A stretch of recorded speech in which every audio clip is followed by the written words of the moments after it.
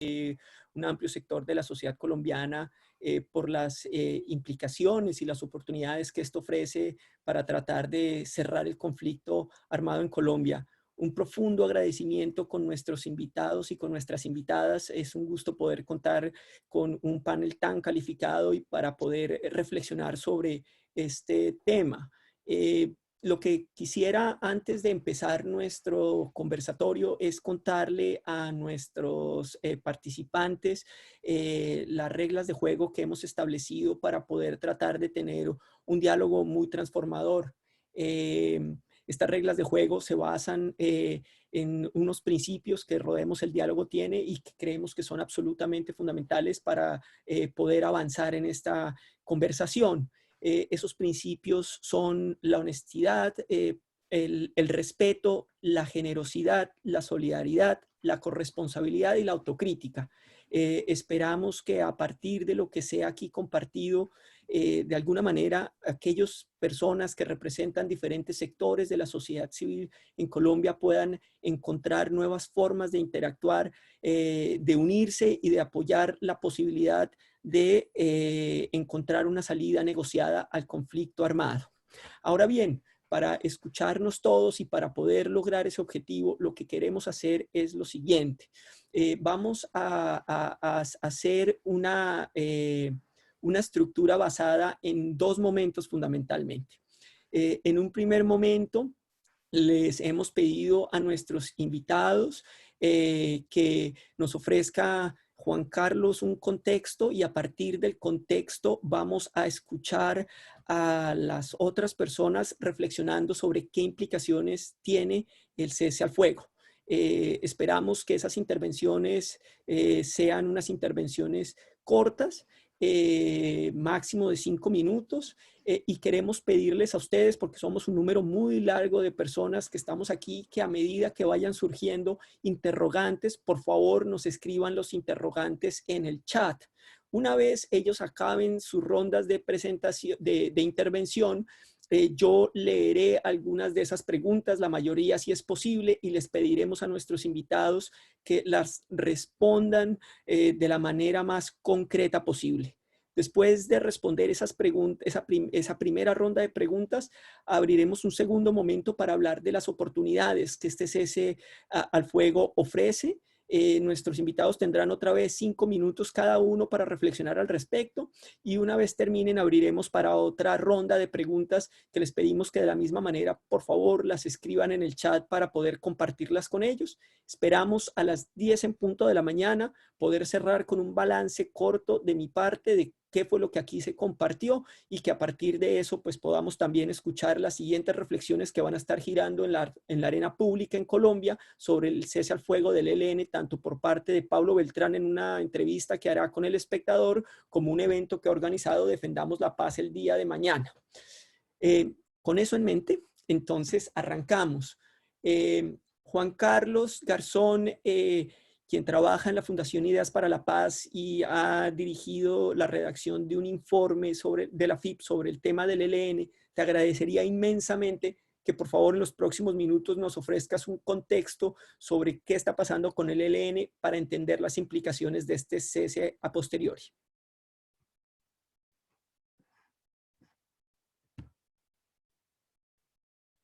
Karen, micrófono para Juan Carlos. Hola, bueno, buenos días para todos, tardes, noches.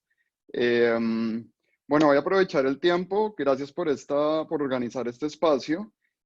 Contexto del ELN en 7 minutos, pues no es fácil, pero voy a hacerlo a través de 8 afirmaciones que pueden encontrar más desarrolladas en el informe de la FIP, que se llama justamente ¿Qué hacer con el ELN? La primera afirmación es que el ELN no son las FARC. Y eso creo que hay que ponerlo de frente en la conversación, porque hay una inercia a tratar a todos los grupos armados ilegales por igual, y el ELN es una estructura que militarmente es más difusa, dinámica, tiene una estructura horizontal, sus frentes tienen gran autonomía, y es una estructura que constantemente está deliberando sobre las posiciones de la organización. Nosotros pensamos que su derrota militar es improbable dado su funcionamiento.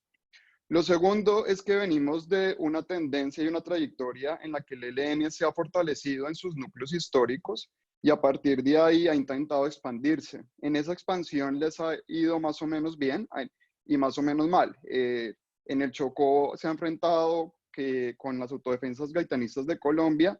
En realidad ha tenido muchas dificultades, pero por ejemplo en su fortalecimiento en Venezuela pues ha tenido muchos más aciertos. El tercer punto es que el futuro de esta organización dependerá en buena medida dependerá de la correlación de la línea dura del ELN y aquellos que favorecen la salida negociada. La ruptura del proceso de diálogo definitivamente fortaleció la línea más radical, mientras que lideraron el diálogo continúan un poco aislados en La Habana. Y aquí hay un punto central y es que la unidad es un valor fundamental para este grupo. Y cuando pensemos en el diálogo, tendríamos que pensar cuáles podrían ser las implicaciones para esa unidad. El cuarto punto es que la resistencia armada y la insistencia en el diálogo son dos caras de la misma moneda. Y esto a la gente le puede parecer raro, porque justamente cuando el ELN está en la ofensiva o haciendo acciones armadas, está la sensación de que no les interesa el diálogo. Pero justamente esa ofensiva y esa acción armada crea las condiciones para la próxima negociación. El quinto punto, Venezuela tiene un papel clave en esto. No podemos pensar este proceso sin Venezuela. Primero, porque el ELN tiene una influencia consolidada en Venezuela, opera en los dos países, pero además porque Venezuela ha tenido un papel fundamental en la salida negociada o en el diálogo con este grupo armado. Y la verdad estamos en una situación muy difícil en Venezuela que va a tener implicaciones para este proceso. El sexto punto es que el ELN ha diversificado sus fuentes de financiación. Ya no depende tanto del secuestro, sigue teniendo influencia en actividades ilegales como la minería, pero está más involucrado en el narcotráfico y definitivamente la frontera tiene un papel fundamental con distintas economías ilegales. Y termino con dos apreciaciones. Obviamente las acciones del ELN tienen un impacto humanitario. Estamos hablando de reclutamiento forzado, estamos hablando de secuestro, estamos hablando de confinamiento y desplazamiento. Y obviamente el cese al fuego, uno puede decir que no es algo retórico, sino que significa un alivio para comunidades que se encuentran en sus zonas de influencia. Y eso tiene un valor muy especial. Ahora termino con esta afirmación, y es que para nosotros no están dadas las condiciones para avanzar en el diálogo. Los obstáculos objetivos tienen todavía mucho peso, lo cual no quiere decir que haya que enterrar esta posibilidad. Bajo las condiciones actuales y en medio del COVID, obviamente apreciamos el cese que ha pues dispuesto el ELN y al parecer el camino más promisorio es la discusión sobre los temas humanitarios. Pero de ahí a establecer el diálogo, pues todavía hay un trecho muy largo en el cual hay que trabajar.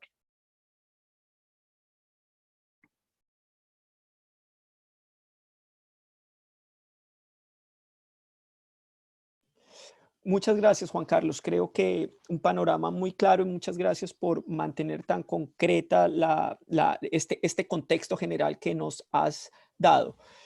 Pasamos entonces al primero de nuestros comentaristas, que es Carlos Velandia, quien recientemente ha sido nombrado como promotor de paz por parte de la Oficina del Alto Comisionado para la Paz y el presidente Iván Duque.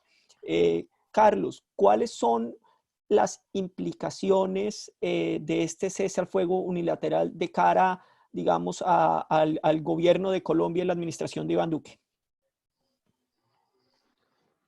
Pues bueno, primero que todo un saludo muy cordial a todos los presentes y los que han asistido a esta y están en esta conversación, están en la sala. Hay dos cosas que se dan de una manera concomitante y coincidente. Es una feliz coincidencia que el gobierno haya nombrado dos promotores de paz y al día siguiente el ELN haya declarado un cese unilateral activo de fuego.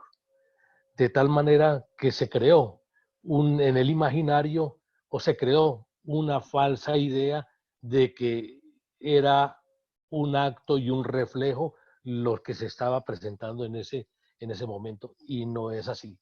Es una feliz coincidencia, pero que se ha creado un imaginario que puede ser equivocado. En segundo lugar, los ceses de fuego siempre son de buen recibo, porque como lo dice Juan Carlos, el ELN tiene un comportamiento militar y de acciones hostiles que generan un alto impacto humanitario, de tal forma que un cese de sus actividades bélicas y hostiles significan un alivio principalmente en la sociedad. ¿Sí? En segundo lugar, ¿sí?, este cese, por muy bien que sea recibido, no necesariamente significa, ¿sí?, que tenga o deba estar enmarcado en el comienzo de un proceso de paz.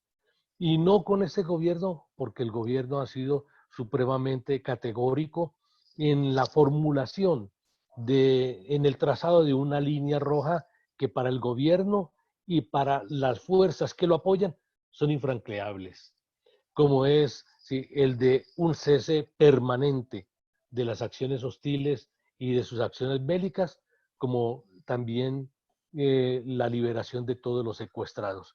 Serían las condiciones mínimas para abrir diálogos y contactos formales entre el gobierno nacional, sí, y el Ejército de Liberación Nacional.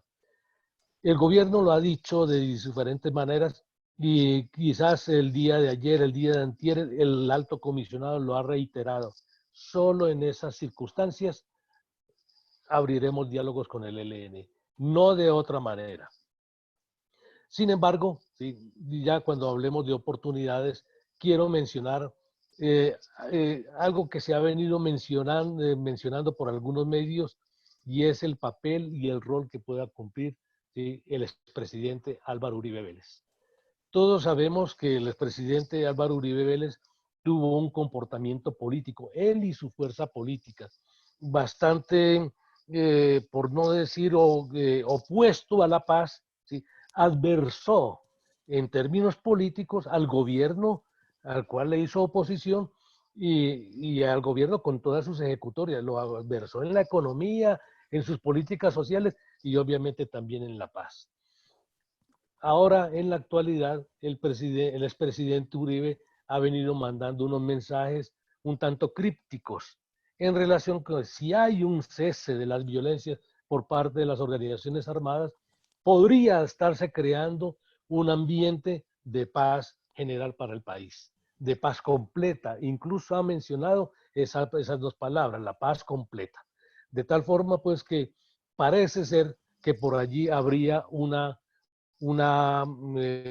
como en el lenguaje de los mineros, una beta que explorar y que me parece algo supremamente interesante. Yo dejaría ahí en mi presentación.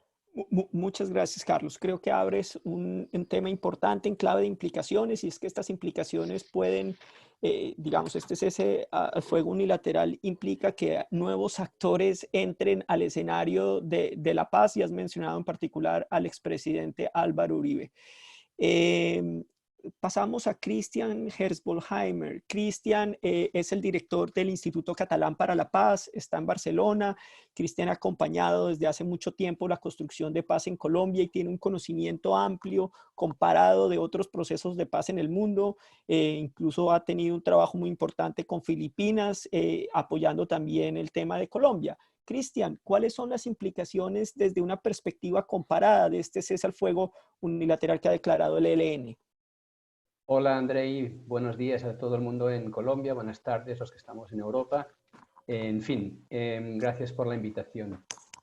Todo cese al fuego siempre tiene obviamente una implicación inmediata de alivio humanitario para aquella población que sufre las consecuencias de la confrontación armada porque vive en el territorio de la confrontación. Luego, ha habido una interpretación clásica que es que el cese al fuego como antesala a un proceso de negociación. Es la hipótesis con la cual hemos trabajado en Colombia, pero en muchos otros lugares también. Que haya primero un cese de hostilidades, que de pronto haya primero un acuerdo humanitario, porque eso crea unas condiciones favorables para que luego pueda haber una negociación, y una negociación que lleve a un acuerdo y un acuerdo que lleve a la paz. Es una visión todavía muy lineal. Y yo creo que los tiempos nos están llamando a pensar de una forma un poco más creativa.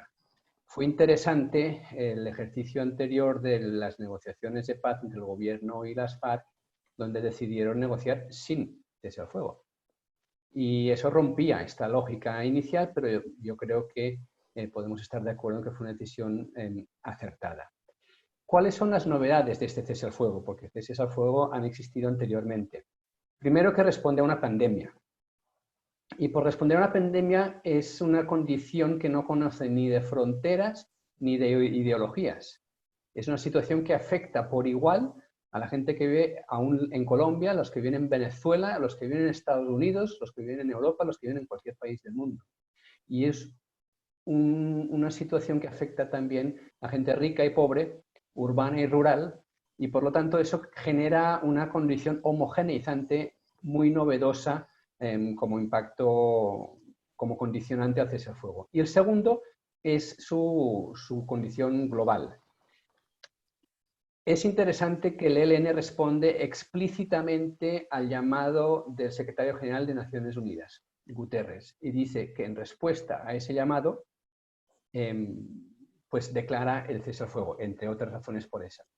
Y quiero resaltar aquí también que ha habido unos 10 grupos armados en otras partes del mundo que han respuesto de la misma manera, que hay unos 70 países en el mundo que han saludado y han respaldado la declaración del secretario general, que ha habido una recogida de firmas individuales que lleva más de 1 millón de firmas recogidas, que hasta el Papa de Roma se ha pronunciado al respecto, y la última noticia de hoy mismo es que parece que hay unas conversaciones entre Macron de Francia y Putin de Rusia para ver si realmente se genera un compromiso entre los grandes poderes para que se pueda decretar un cese al fuego global.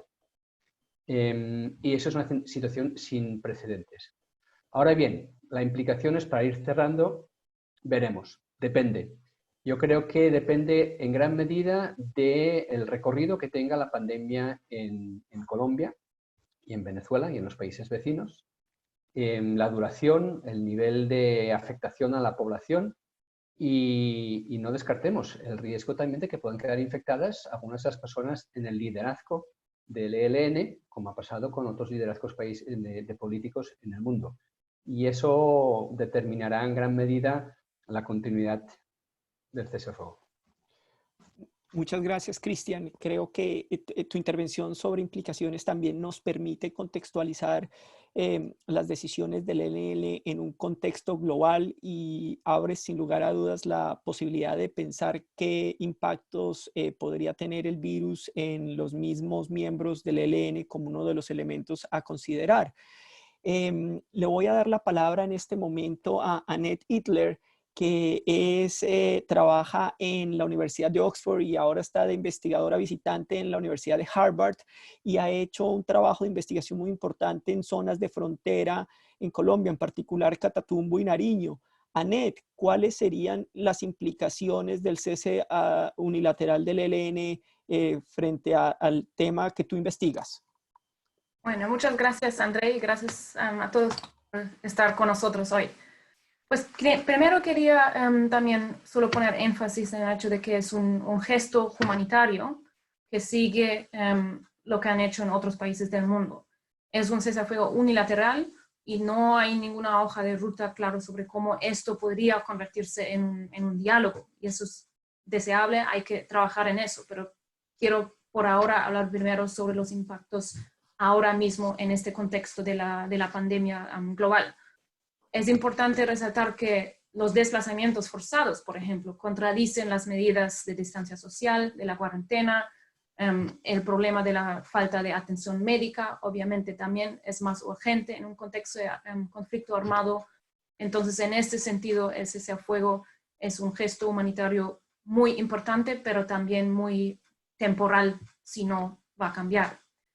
¿Cuáles son los 3 puntos que me parece importante tener en cuenta, sobre todo con respecto a las zonas de frontera y zonas como Catatumbo y Nariño, donde se ha visto mucha presencia del ELN? Primero, me parece muy importante ahora en este contexto evitar o reducir la incertidumbre que eso ha creado. Por un lado, obviamente el cese al fuego podría generar más confianza, sobre todo dentro de la población local, hacia el ELN, sobre todo si todas las facciones cumplen con el cese al fuego.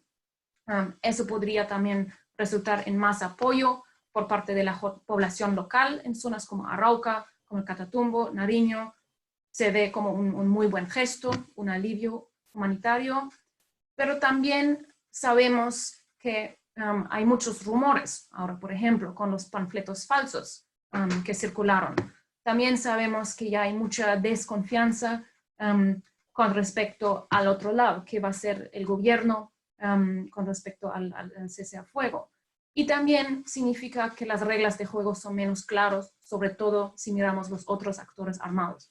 Entonces es muy importante ahora en este contexto reducir esa incertidumbre, evitar los rumores y ver cuáles son las acciones que de verdad están pasando en el territorio.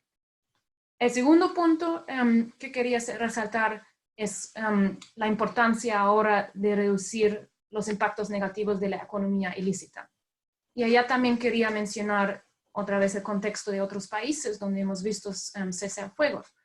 Yo tengo otro proyecto también en Myanmar, donde vemos también ceses al fuego y donde, por ejemplo, muchos actores armados se aprovecharon de cese al fuego para involucrarse más en economías ilícitas, en hacer negocios, en hacer acuerdos. Entonces me parece muy importante, como también lo planteo en mi libro sobre las zonas de frontera, que no solo ponemos atención en las acciones de combate, que ahora se ven parados, sino también cuáles son las oportunidades que eso también trae para alianzas entre diferentes actores armados. Es decir, un cese al fuego por parte del ELN no necesariamente significa que paran alianzas con otros actores. Entonces es importante qué es el impacto de ese cese al fuego a estos negocios ilícitos. Eso también podría incluir o ha incluido en otros países oficiales del Estado y vemos un fortalecimiento de la fuerza pública en zonas de frontera. Entonces eso es una posibilidad que tenemos que tener en cuenta, que es importante evitar. Luego, el tercer punto relacionado a eso es poner atención a las zonas de frontera. Como ya mencionaron Juan Carlos y Cristian, sabemos todos que Venezuela es clave ahora en este momento. El ELN históricamente ha tenido una presencia fuerte en Venezuela y obviamente el cese al fuego podría también tener implicaciones con respecto a la propaganda que se hace a nivel local. Al reclutamiento, al incentivo, es decir, a hablar con la gente sin necesariamente coincidir con acciones violentas. Pero también, obviamente, podría ser una oportunidad para incentivar la colaboración binacional, y tal vez eso no es posible ahora a nivel nacional, pero seguramente es posible a nivel local, como lo hemos visto también con el trabajo de campo que hemos hecho con mi programa con Peace. Entonces, buscar esas oportunidades ahora en zonas de frontera me parece muy clave.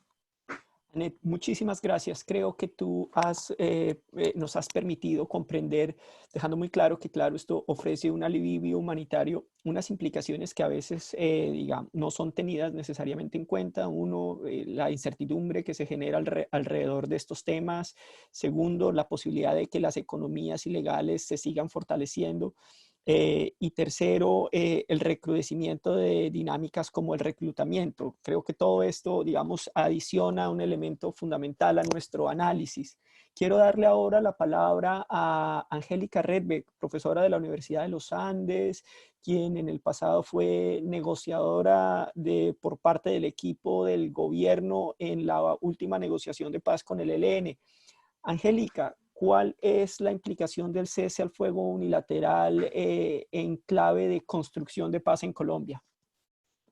Buenos días a todos. Muchas gracias por la invitación. Un gusto acompañarlos en esta conversación.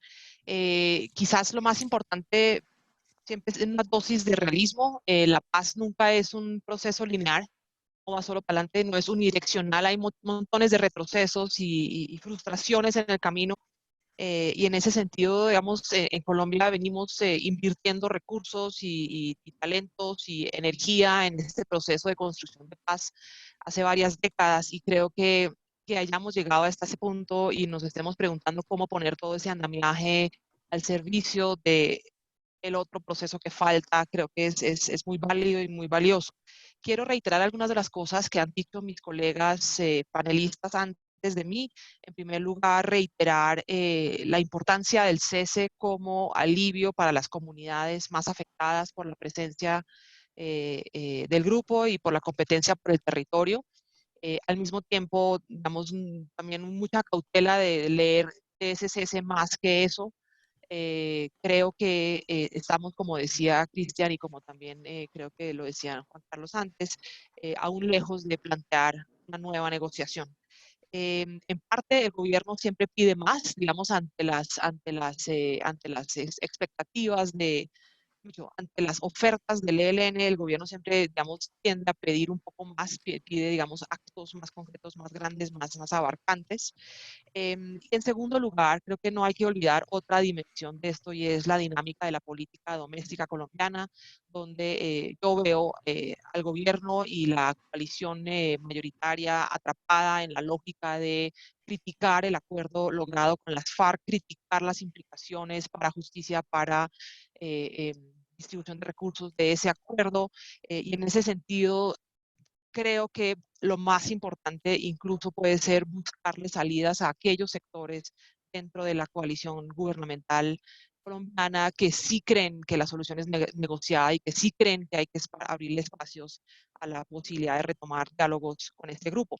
Para ese grupo creo que un cese es una señal muy importante, porque lo pueden capitalizar en dirección a, bien, hay una disposición, hay una voluntad que deberíamos aprovechar. Un tercer elemento que quería señalar está relacionado con la opinión pública. Digamos, puede ser bueno o puede ser malo, pero en general la opinión pública colombiana no está particularmente interesada en una negociación con el ELN ni en el ELN en general. La violencia y la seguridad siguen eh, rankeando muy alto en las preocupaciones de los colombianos, especialmente en aquellas zonas que dejó las FARC, pero eso no significa que necesariamente vean a nivel nacional y sobre todo a nivel urbano la necesidad de asumir los costos que implica una nueva posible negociación con el ELN. Y yo creo que eso de cultivar un poquito el suelo social en el cual tienen que caer unas eventuales eh, negociaciones es otra implicación que debería considerarse. Finalmente, recalcar algo que otros ya han dicho, y es la relación con Venezuela.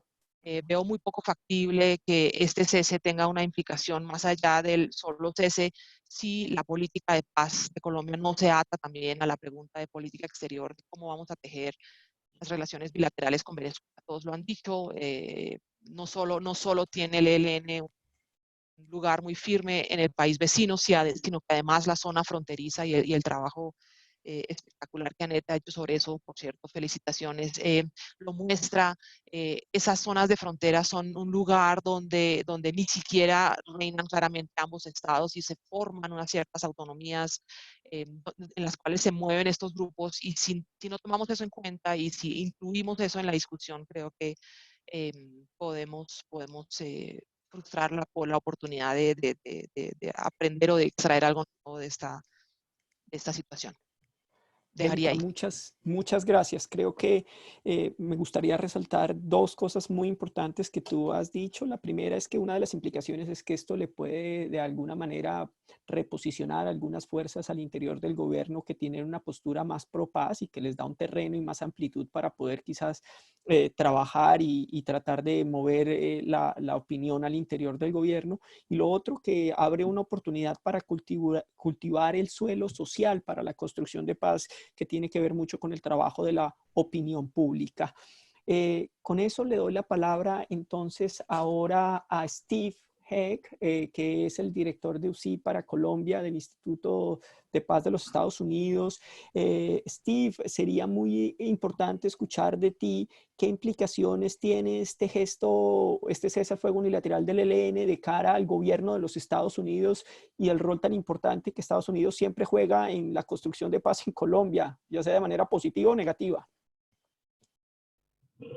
Muchísimas gracias, André, por la palabra y por la invitación. Es un gusto muy grande, obviamente, participar en día, aportar algunos granitos de arena a mis reflexiones a este debate con los analistas tan destacados.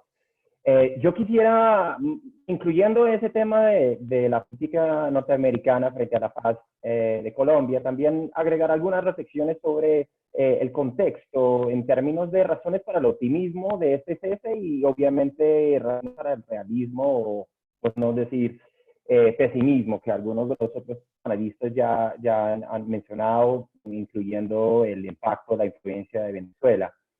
Primero quisiera recordarles que es un paso realmente, si lo miramos en términos históricos recientes, es un paso gigantesco para el ELN de pasar realmente a una unidad alrededor del ala más radical, más reticente a gestos unilaterales, a un gesto unilateral muy consolidado con todo el apoyo del COSE. Si miramos solamente la tregua o la época navideña, el ELN siempre anuncia una tregua navideña. Este año no hubo, porque realmente lectura del ELN era que la coyuntura les daba razón para mantenerse más firmes en sus posiciones. El paro nacional, el hecho de que Maduro estuviera superando o se viera que estuviera superando un poco el impacto de las medidas de las políticas exteriores de la región. Yo creo que eso es importante entender, de pasar a esto a tener un gesto unilateral y una unidad de mando alrededor de esto por la pandemia es súper importante. Otras razones del optimismo es que ha habido reciprocidad en operaciones. Ha habido operaciones ofensivas de la fuerza del ELN en estos días, inclusive antes de la declaración del ELN.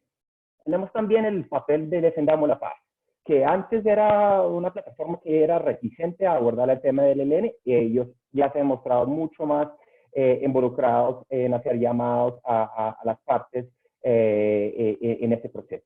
También el involucramente de la Iglesia Católica es supremamente importante y han jugado un papel más importante, aunque haya sido un poco discreto.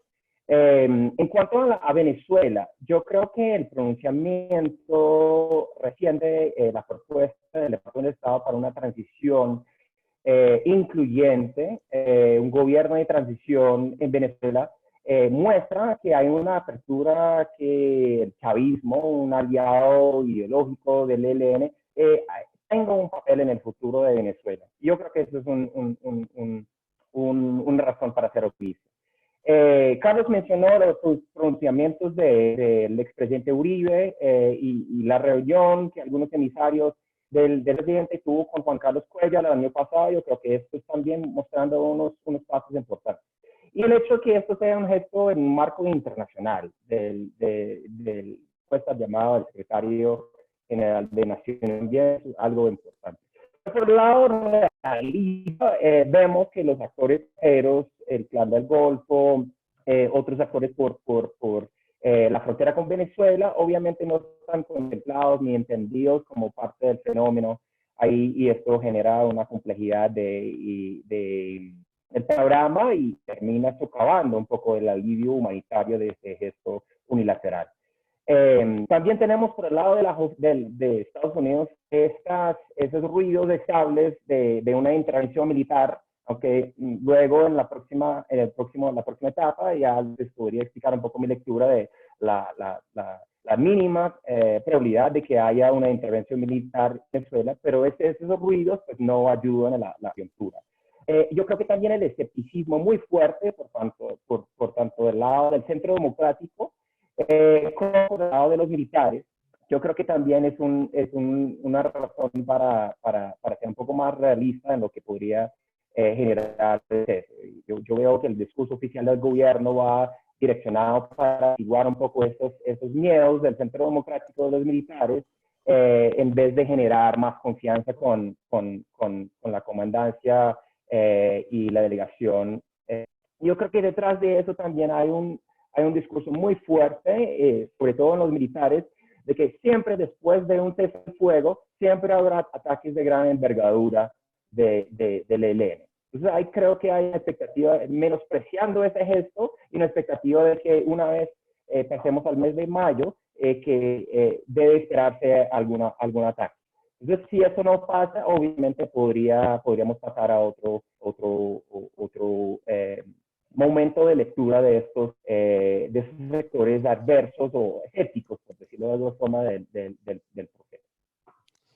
Steve, muchas gracias. Creo que nos has dado unas reflexiones importantes sobre Venezuela, Estados Unidos, y en esa línea varias implicaciones positivas. En particular, lo que has mencionado es una reducción de acciones ofensivas y la posibilidad de ver que, a pesar de las divisiones que puede haber al interior del ELN, también muestra una capacidad de unidad frente a un tema que es muy espinoso, que podría mostrar que sobre eso también puede haber avances. Por último, le voy a dar la palabra a Luis Eduardo Celis de la Fundación Paz y Reconciliación. Quisiera recordarle a nuestros participantes que este es el momento para escribir preguntas en el chat. Hasta el momento tengo 2 para después tratar de plantearles las preguntas, y si va dirigida a alguno de nuestros panelistas, por favor, aclararlo en su pregunta para poder leerlo cuando la hagan. Luis Eduardo Celis, ¿cuáles son las implicaciones de este cese al fuego unilateral desde tu lectura? En particular, estábamos pensando nosotros para la sociedad civil colombiana.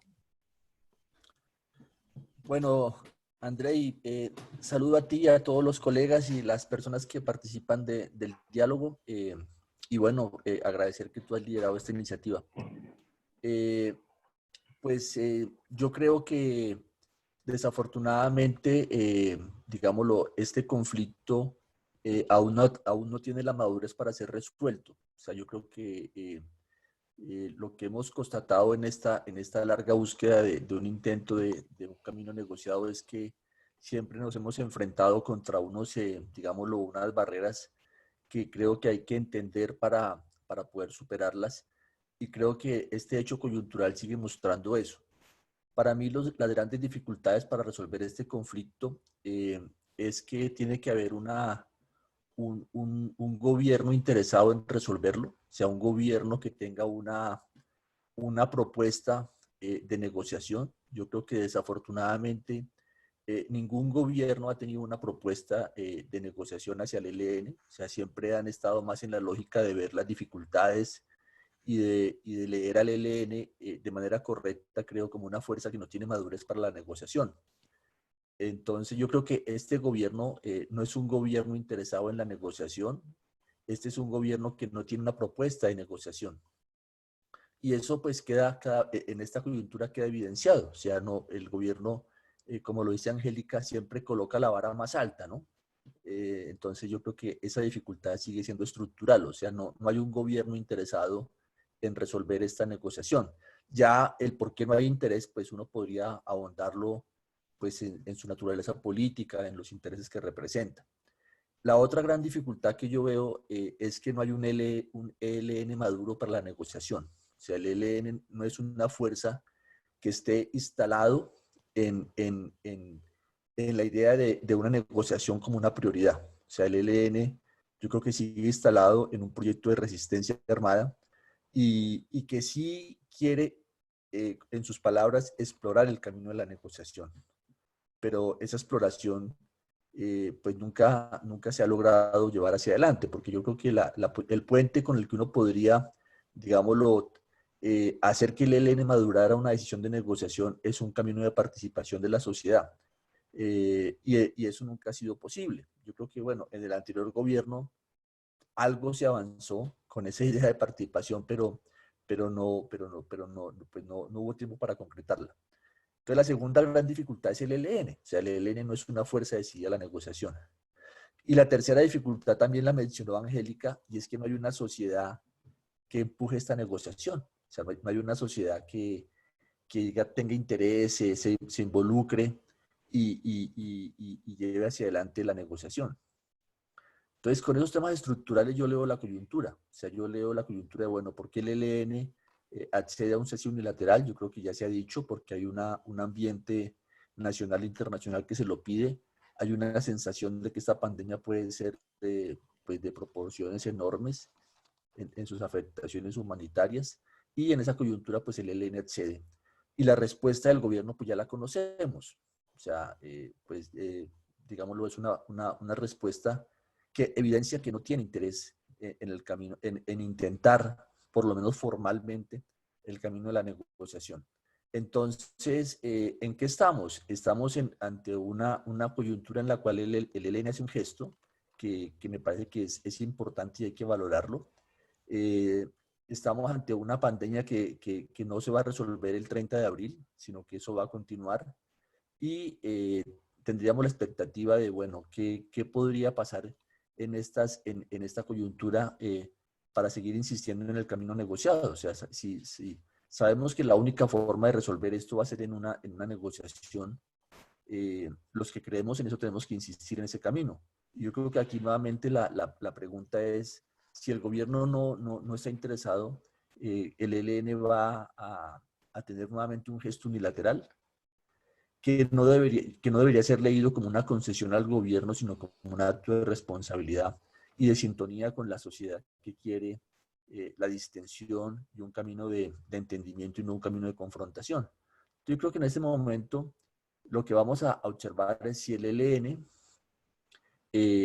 digámoslo, analiza sus posibilidades de actuación y mantiene el cese unilateral, que pues es lo deseable, porque la pandemia no se ha resuelto, o si el ELN vuelve a su lógica, digámoslo, de evidenciar que el gobierno no tiene voluntad y que en esa medida no hay ninguna posibilidad de avanzar en un camino negociado.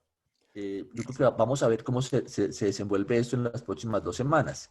Yo creo que hay que insistirle al ELN en que lo mejor es la distensión y lo mejor es sintonizarse con una sociedad que quiere el entendimiento y que quiere la responsabilidad. O sea, lo responsable en este momento sería mantener el cese unilateral porque hay una situación de pandemia no resuelta. O sea, en esa medida yo creo que estaríamos ante ese dilema. Ya las otras consideraciones yo las comparto, todo ese tema internacional. Luchito, te La pido que presión sobre compartamos Venezuela, sobre eso Cuba. en las oportunidades, ¿te parece?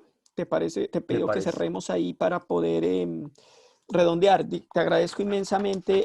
Digamos, yo creo que en temas de estas implicaciones que ha tenido el cese al fuego, tú nos revelas 3 cosas, como que sale al descubierto que el gobierno no está interesado en negociar desde la lectura que tú estás haciendo. También sale a la luz que el ELN toma una decisión, acepta una oportunidad de carácter humanitario, pero no está maduro para la negociación, y que pues también uno ve que una de las reacciones a este gesto del ELN ha sido un poco, ha mostrado que la sociedad civil no necesariamente está dispuesta a empujar esta negociación, y seguramente eso más lo podremos estar abordando en el tema de oportunidades. Yo quiero aprovechar entonces este momento para digamos, ya que hemos escuchado a todos nuestros panelistas, empezar a responder unas preguntas que nos están planteando las personas que nos están escuchando, más de 58 participantes en este chat. Entonces, la primera pregunta tiene que ver con, se la voy a leer, dice, ¿es la pandemia una causa del cese al fuego o una oportunidad para oxigenar los esfuerzos de paz después de la bomba de la escuela de policía? Esa es como una pregunta que queda planteada ahí, va dirigida a todos, pero pues yo creo que con uno de ustedes que la pudiera tomar y responder sería suficiente. Les agradecería que me indiquen quién quisiera responder esa pregunta para organizar el orden de las palabras. Juan Carlos. Juan Carlos, para escucharlo. Pues, yo que me lo perdí. Luchito, te propongo que tú nos ayudes a responder esa para después pasar a las siguientes, así como de manera clara y concreta. Bueno, yo no creo que en este momento tengamos posibilidad de retomar una negociación. Ya lo dije, no hay madurez de ninguno de los dos lados para retomar la negociación. Hay un gesto del ELN, pero yo creo que pues, es evidente que en esta coyuntura no va a salir ninguna mesa. O sea, pues, ya el gobierno lo dijo con claridad. Es un gesto tardío e insuficiente. Entonces, esta es una oportunidad perdida y bueno, esperemos el desenlace de esta sesión unilateral desde el lado del ELN. O sea, yo creo que nuevamente la pelota está en el lado del ELN, que vamos a ver si se sintoniza con la opinión.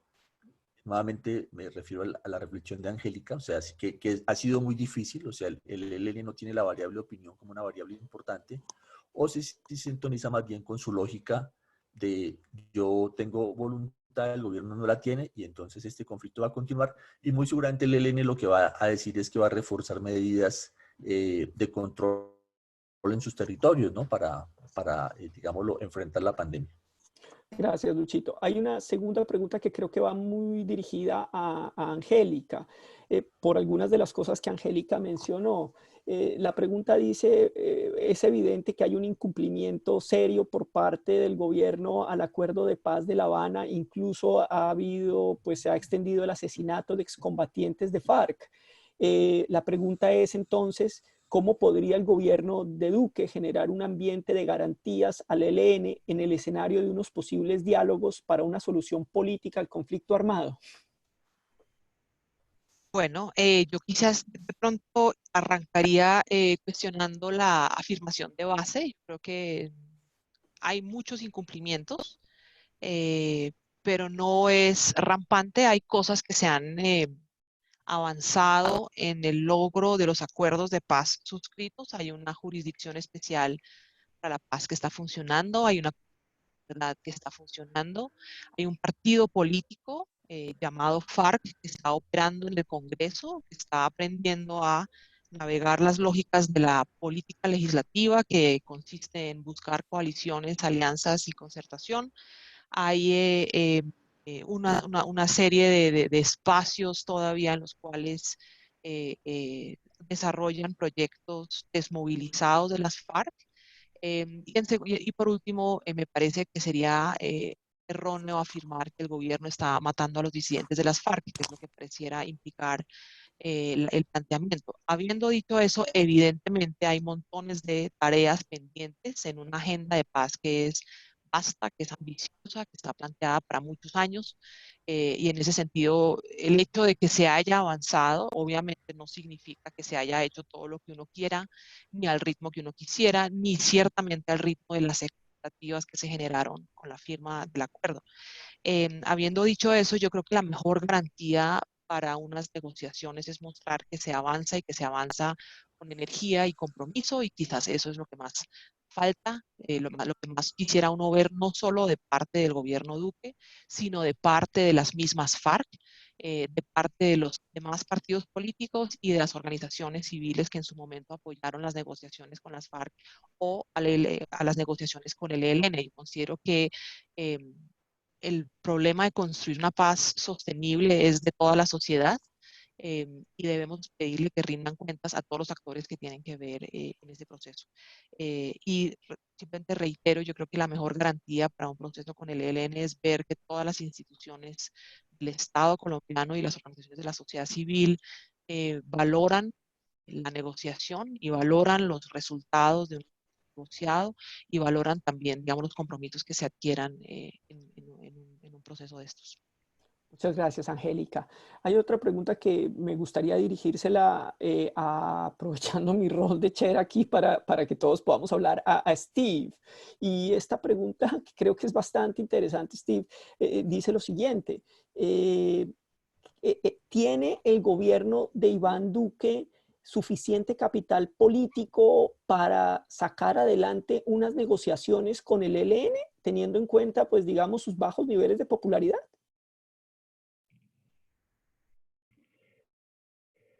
Yo creo que esto ha sido una pregunta desde el inicio. ¿Cómo podía un gobierno que hacía parte pues, de su campaña una oposición a un acuerdo con las FARC ya generar un nuevo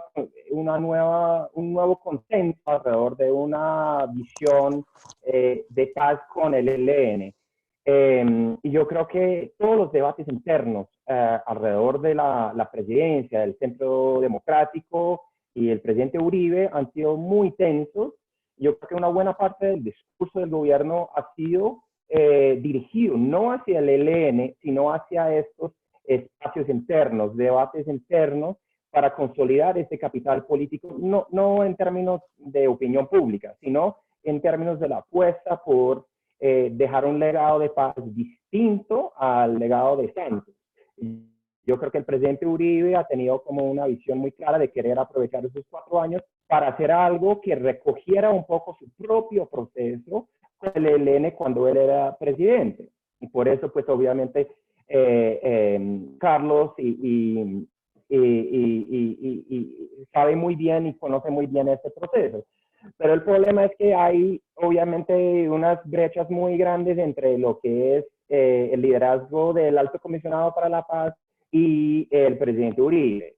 Yo creo que si somos muy realistas, es muy poco probable que el presidente Duque permita que el presidente Uribe tome un papel protagónico en unas negociaciones o un diálogo con el ELN, lo cual sería una de las únicas cosas que podría realmente cambiar dramáticamente el balance o equilibrio de fuerzas dentro del COSE, porque el ELN siempre ha querido negociar con el arquetipo enemigo, pero yo creo que el presidente no va a permitir que haga parte por la opinión pública y la baja favorabilidad. Pero puede haber otras oportunidades que cambian el escenario mientras que lleguemos más hacia elecciones 2022, que pueden cambiar estas y las rupturas que podrían generar dentro del Centro Democrático de cara a esas elecciones. Y pues, por determinar la despolarización política ahorita en medio de la pandemia, podría generar nuevas iniciativas que no quepan realmente en este momento en nuestra lectura. Gracias, Steve. Yo, digamos, siendo las 3 de la tarde y pensando en abrir nuestra segunda ronda de intervenciones, quisiera abrir esa segunda ronda de intervenciones que tiene que ver con las oportunidades que ofrece el cese al fuego unilateral, con esta pregunta dirigiéndosela en principio a Christian Herzbolheimer y quizás y que la pudiera después complementar Carlos. Y tiene que ver con lo siguiente. Dice, si el cese al fuego unilateral no conllevara una negociación, ¿qué acciones puede hacer la sociedad civil ahora en Colombia y por fuera de Colombia para minimizar el impacto del fin del cese al fuego o para promover también unas negociaciones de paz en el futuro en mejores condiciones? Christian. Es una pregunta recurrente y ofrece una respuesta paradójica, porque por un lado este proceso, cuando se ha pensado, siempre se piensa con un protagonismo de la sociedad civil y en cambio después de 6 décadas de conflicto armado yo creo que a la sociedad civil se le puede pedir pocas cosas que no haya intentado ya. Es decir, hay como desde la sociedad civil se ha probado todo en estas últimas décadas y hay como un agotamiento y qué más podemos hacer que no hayamos hecho ya. Y eso lleva a concluir que quizás no hay gran cosa más que se pueda hacer desde la sociedad civil, o por lo menos no con el enfoque que tenía hasta el momento. No solamente han fallado todas las iniciativas de sociedad civil, sino que también todas las condiciones que podrían... A ver, todo conflicto armado que pasa hacia las negociaciones, hay un momento clave, un punto de inflexión, que es cuando la lógica de los actores armados pasan de la lógica de la guerra a la lógica de la negociación. Y la pregunta que nos planteamos desde la construcción de paz es ¿cómo podemos influir en que cambie esa lógica? ¿Cuál es el punto de inflexión? ¿Cómo podemos llegar a ese punto de inflexión? A veces este punto de inflexión se habla de madurez, como decía ahora Lucho Celis. Pues si las partes no sufren suficientemente por el conflicto armado, pues no hay suficiente incentivo para continuar, y esto en el caso del ELN, como también ha dicho Juan Carlos en su inicio, puede continuar por muchas décadas. No hay incentivos reales de sufrimiento ni por la guerrilla ni por el gobierno. A veces se dice cuando hay un cambio de liderazgo, que es lo que pasó con las FARC, cuando murió Marulanda y cuando llegó Santos. Pero aquí han cambiado muchos presidentes en Colombia, en el caso del ELN, y no ha propiciado ese cambio que también se está esperando. A veces se piensa que por razones humanitarias, pero eso también ese recorrido también se ha agotado. Por razones políticas, de oportunidad política o incluso geopolíticas. De nuevo, ahí no hay mayores cambios. Por lo tanto, casi que ahora la novedad, volviendo a este tema de la pandemia, ¿cuál es la novedad frente a situaciones anteriores? El shock. En algunos procesos, en algunos contextos de conflicto armado, cuando se ha dado un shock, un impacto imprevisto, que supera completamente las dinámicas del conflicto, ha habido oportunidades de paz. Me estoy refiriendo cuando hubo un tsunami en el año 2004 que devastó la isla de Aceh en Indonesia, que llevaban un conflicto armado muy intenso. Eso propició las negociaciones de paz. O cuando hubo los atentados terroristas en Madrid, el 11 de marzo del 2004, que en un solo día mató a 1000 personas, pues toda la violencia de ETA, que había actuado durante 50 años, también con 1000 víctimas, quedó como completamente desbordada. ¿Qué sentido tiene seguirnos matando cuando están muriendo tanta otra gente? Pero eso no siempre pasa así. También el mismo tsunami que trajo la paz en Aceh no la trajo en Sri Lanka. O en Filipinas, que han decretado ceses al fuego por huracanes y otras tormentas y otras calamidades naturales, es cuando a las pocas semanas han vuelto a la confrontación. Por lo tanto, no hay ninguna garantía. ¿De qué depende entonces el caso colombiano? En gran medida es impredecible, el papel de la sociedad civil es reducido, pero sí que el debate que va a haber en la sociedad en Colombia y en el resto del mundo también es una nueva conceptualización de qué entendemos por seguridad. Porque hasta ahora seguridad está en un concepto muy, muy militarizado, y en cambio hoy en día un virus invisible que no conoce de presupuestos de defensa ni otras respuestas clásicas del Estado a la seguridad, vuelve el debate a la seguridad humana, y la sociedad necesita participar en ese debate de qué es la seguridad. ¿Qué seguridad necesitamos? ¿Qué seguridad que queremos? Y ese debate no estará centrado en el ELN, pero indirectamente también obligará al ELN a reubicarse a sí mismo en ese debate que va a tener la sociedad. Acabo diciendo, yo creo que habrá que vincular, como dice la Fundación de Ideas para la Paz, los trabajos, los enfoques de seguridad, paz y desarrollo, y sí que es cierto que estos debates desde el territorio, sobre todo en territorio de presencia del ELN, tienen más relevancia todavía. Súper, Cristian, muchas gracias. Carlos, te paso la pregunta a ti en este momento. ¿Cuáles son las oportunidades y qué rol podría jugar la sociedad civil en Colombia?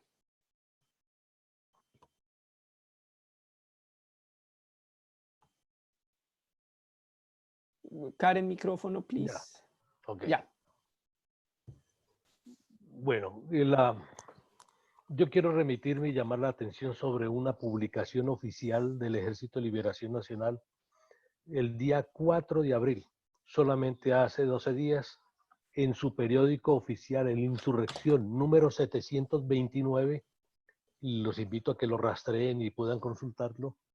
En su nota editorial, el Comando Central dice, después de hacer un análisis del mal gobierno, del mal estado de la situación que vive el país, dice, ante tal realidad el ELN reafirma su convicción de continuar la lucha revolucionaria mediante el alzamiento armado, reiterando que el máximo objetivo de ella es la paz con justicia social.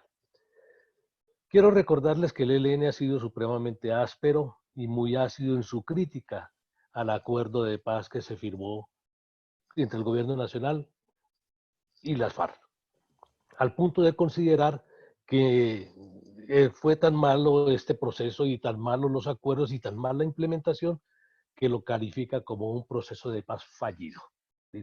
Esas son frases una frase de muy grueso calibre al momento de calificar, ¿sí?, con mucha acidez ¿sí?, el proceso de paz de las FARC. Lo cual indica que un proceso, o dejaría entrever a cualquier persona, que un proceso con ellos sería de manera diferente. Tendría que asegurarse de ser muy exitoso. Pero para que se pueda lograr eso, tendría que tener una posición en la mesa de negociación muy diferente a la que tuvo las FARC. Es decir, que se necesitaría modificar de manera sustancial la correlación de fuerzas. Y eso, para eso se requiere tiempo. Y se requiere mucha más guerra. Y aquí ya está el planteamiento que hacen. ¿Sí? No reiteramos mediante el alzamiento armado, reiterando el máximo objetivo de ella en la paz con justicia social. En el mismo documento, en Insurrección 729, hay un artículo de Gavino, el comandante general del ELN, que propone: es urgente humanizar la guerra. Una guerra, si una guerra está en la mitad de la guerra, pues bueno, diríamos, sí, trabajemos por humanizarla, porque es que no se va a acabar en poco tiempo. Y es útil humanizarla porque genera alivio, porque genera menos dolor, ¿sí? Pero si una guerra se quiere terminar, pues más bien me esfuerzo por llegar a su final a la mayor brevedad posible. Y no me desgasto y no gasto el tiempo de negociación ni en ceses bilaterales, ni en humanizaciones parciales. No, voy al final del conflicto. En este documento, Gavino critica de una manera muy ácida también y muy áspera el cese bilateral del fuego que duró 103 días entre el gobierno nacional y el ELN con motivo de la visita del Papa. Aquí lo critica muy fuertemente. Pero al mismo tiempo, y además denuncia al gobierno por haber utilizado el cese del fuego bilateral con perfidia, nos engañaron, es muy sí. Pero curiosamente hace un llamado a la humanización de la guerra, lo cual me indica a mí que quizás todo este lenguaje apunta a que ellos prevén un proceso de guerra larga, mucho más prolongado de lo que nosotros pensamos. De modo que este es un temor que yo tengo en el que en ese contexto surge este asunto del cese temporal y activo del ELN, que para mí tiene otro tipo pudiéramos decir, de propósitos. Sin duda alguna, que responde y encaja, ¿sí?, como respuesta al llamado que hizo el secretario general de Naciones Unidas y el Papa Francisco. Pero yo me temo también que también obedece a la dinámica interna del ELN. El ELN tiene una situación muy complicada de manejar en su interior. Por un lado, sí, tiene un consenso político roto por la bomba del 17 de enero del 2019, que quienes la pusieron rompieron un consenso interno, que era el de estar en la mesa de negociación. Y quienes rompieron ese consenso hoy en día están al mando, ¿sí?, del Ejército de Liberación Nacional, tienen el control. Por otro lado, sí, una parte muy importante de su dirigencia está fuera del país y están encallados en la isla de La Habana, encallados en términos literales, y porque están por fuera del país, están por fuera al margen de la conducción de la organización. Y allí hay 4 miembros de la Dirección Nacional y 2 miembros del Comando Central, entre ellos su comandante general. Se requiere que el ELN, sin duda alguna, para prepararse y para iniciar un proceso de diálogo, deba pasar primero por un debate interno y recomponer su consenso interno.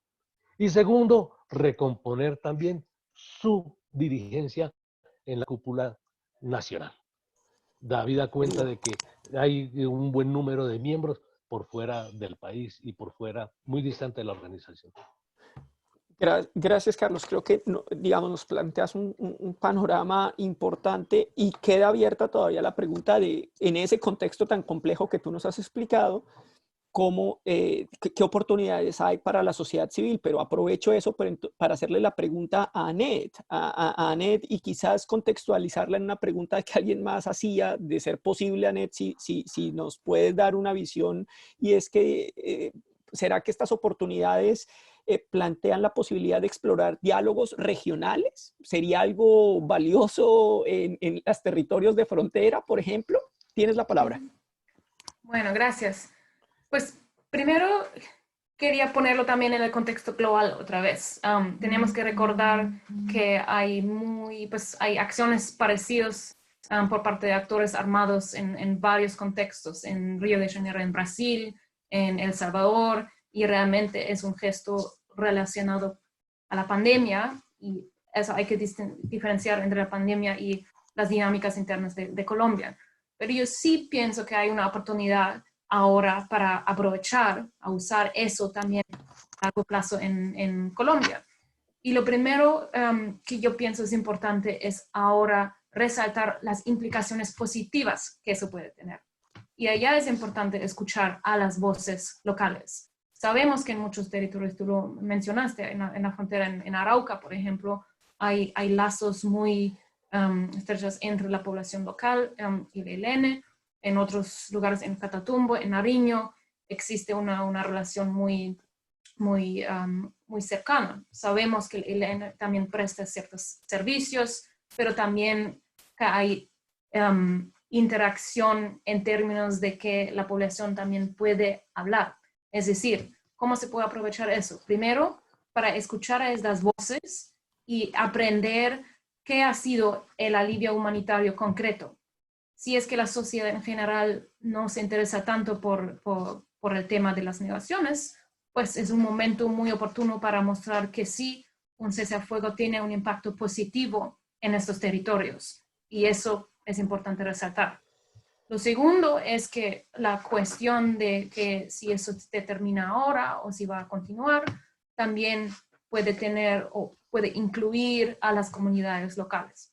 Yo estoy pensando ahora en las medidas que toma tanto el gobierno, los gobiernos a nivel global, como esos actores. Sabemos de los gobiernos que muchos empezaron con medidas como cuarentena, como distanciarse socialmente, que ha empezado, por ejemplo, con 3 semanas y luego se ha extendido. Esa posibilidad también podría existir con respecto al cese al fuego. Es decir, no necesariamente tiene que parar ahora a finales de abril.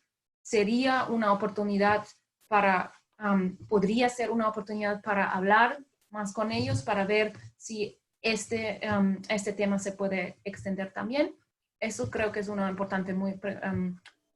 pregunta muy importante que se puede hacer.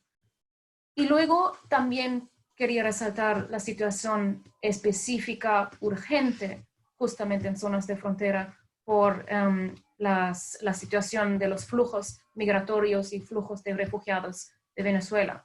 Es decir, no solo es un alivio humanitario con respecto a las comunidades colombianas, que obviamente también sufren, por ejemplo, los enfrentamientos entre el EPL y el ELN, y que ahora eso podría cambiar, pero también es muy importante con respecto a los venezolanos que llegan al territorio colombiano, que desconocen las reglas de juego en un conflicto armado, que llegan sin saber cómo manejar la situación. Entonces, en ese sentido también este alivio humanitario es muy relevante.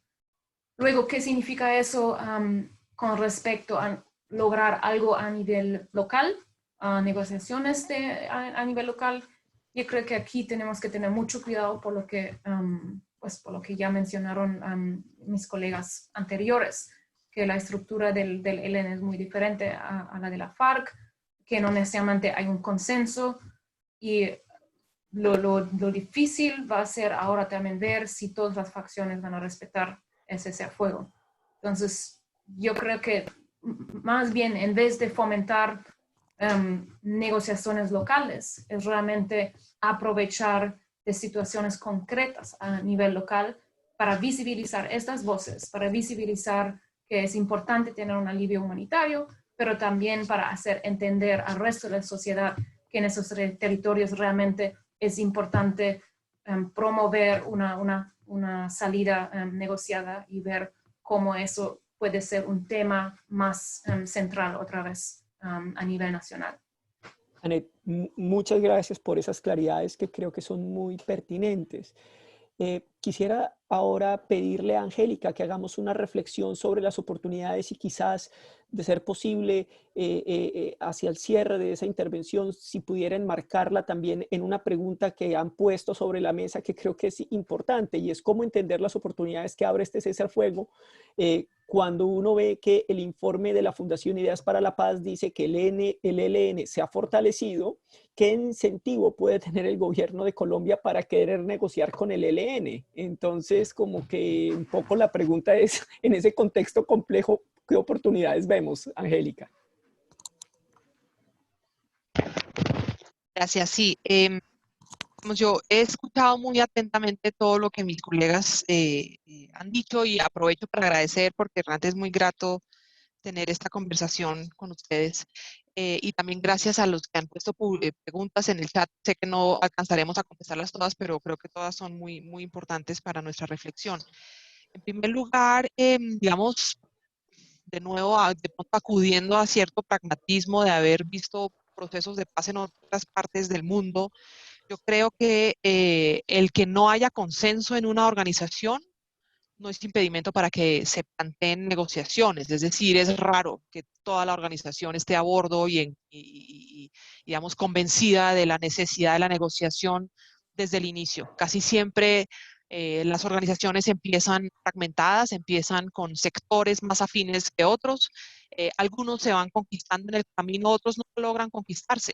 Y las FARC en ese sentido tampoco fueron distintas. Las disidencias, muchas de las disidencias las conocíamos durante el proceso de negociaciones y sabemos también que durante el proceso Iván Márquez iba expresando grandes reservas frente a lo que finalmente firmó. Entonces, digamos, la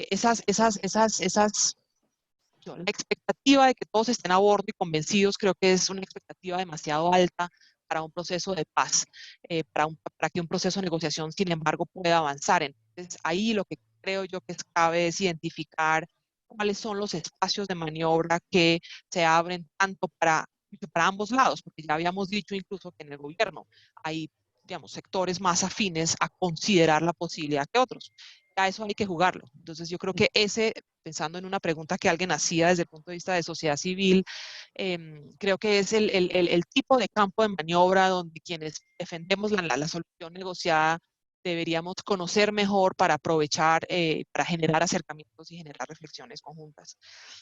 Por otro lado, digamos, una oportunidad que me parece clave que se abre con este tipo de conversaciones, más que con el cese, que como todos hemos dicho, es un acto importante que genera alivio, pero que no va, digamos, a dar los grandes pasos hacia el diálogo, es que yo siento, y eso también lo percibí durante mi participación en las negociaciones en el año 2018, que falta profesionalizar este ejercicio de la negociación en Colombia. Digamos, para eso se necesita mucha voluntad y se necesita que los grupos se discutan internamente, pero se necesita una infraestructura, la cual actualmente carecemos. Cosas muy básicas como buenos archivos, como buenas prácticas en términos de llevar relatorías de los acuerdos que se logran, estudios técnicos desde inteligencia hasta, por ejemplo, la pregunta sobre opinión pública, la pregunta sobre las realidades de las regiones. Sobre todo eso debería estarse trabajando por parte del mismo gobierno, pero también por parte de cualquiera en la sociedad civil. Celebro en ese sentido, por ejemplo, el paper que publicaron Juan Carlos Garzón y sus colegas en la Fundación Ideas para la Paz y el trabajo que han hecho en Rodeamos el Diálogo y el trabajo que han hecho muchas otras organizaciones para ir, digamos, nutriendo nuestra información sobre este grupo y sobre las posibilidades de dialogar en este contexto. Yo en serio, digamos, si hay revelo mi preferencia y mi ser académico y mi preferencia académica. Yo creo que en serio necesitamos conocer y estudiar mucho más antes de formular soluciones. Y en ese sentido creo que mi principal invitación es aprovechar esta como una oportunidad para profesionalizar la negociación, para aprovechar la disposición de los países amigos, por ejemplo, que tienen muchísima experiencia, muchísimo know-how, muchísimo talento humano para que apoyen de nuevo la creación de una infraestructura propicia y que entre otras cosas, y quizás esto sea materia para otra conversación, que sirva también para hablar de la agenda de negociación con el ELN. Yo creo que esa agenda ha sido planteada como terreno ganado y sin duda el hecho de haber logrado firmar una es importante, pero no olvidemos que esa agenda fue desarrollada en y para un contexto muy distinto al actual, que implica una negociación bastante demorada, sin compromisos claros hacia la terminación del conflicto, y creo que en ese sentido también eso debería ponerse sobre la mesa como algo que debería someterse a estudio y discusión. Entonces, yo lo que quisiera realmente es invitar a crear una mesa técnica para estudiar, identificar y comprender mejor el grupo, el contexto y las posibilidades que ambos ofrecen en este momento, para que cuando llegue el momento, y estoy de acuerdo con muchos que han dicho que la madurez no la tenemos, no la tiene el contexto más bien ni el grupo, pero para cuando llegue el momento, o precisamente con ese tipo de trabajos, ir generando el momento para que se pueda hablar seriamente de una negociación que lleve a la terminación del conflicto, porque simplemente concluyo con eso. Alguien al comienzo dijo que el ELN mantiene siempre estas agendas paralelas de resistencia armada más negociación. Entiendo que eso es parte como de su objetivo estratégico y su forma de relacionarse con la comunidad. Yo creo que debemos superar esa etapa para lograr una negociación que efectivamente termine la guerra para siempre en Colombia. Angélica, muchas gracias. Yo creo que esas invitaciones y esa forma como has relatado las oportunidades que se abren son bastante importantes y deja unas acciones muy concretas y claras sobre la mesa. Quisiera pasar a Steve. Steve, para escuchar también el tema de oportunidades que tú ves, a mí me gustaría volver y enmarcarlo en una de las preguntas que nos han hecho en el chat para que la gente se sienta recogida. Y quisiera que pudiéramos pensar en lo siguiente. La persona dice, mire, hay un contexto muy adverso después de la decisión que tomara el gobierno de Iván Duque de desconocer los protocolos firmados por el Estado colombiano para que regresara el equipo negociador del ELN a Colombia. En esa medida, y eso ha creado, digamos, una situación difícil para Cuba, para Noruega, esto ha sido complejo. ¿Qué oportunidades se abren con este cese al fuego unilateral y estos nuevos desarrollos como para que el acompañamiento de la comunidad internacional frente frente al proceso de paz con el ELN pues se consolide?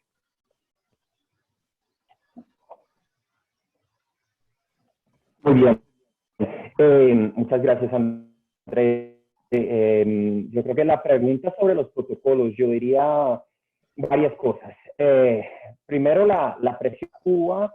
Yo creo que esto se alinea perfectamente con una política desde la Casa Blanca en Washington frente a Cuba, que es realmente la prioridad de la administración actual más que Venezuela. Entonces eso fue como una oportunidad perfecta y no hubo forma en que la política exterior no se alineara con esa estrategia de presión máxima frente a Cuba en el marco regional de la crisis venezolana y del legado y la influencia de los cubanoamericanos en la política exterior hacia América Latina en esta administración.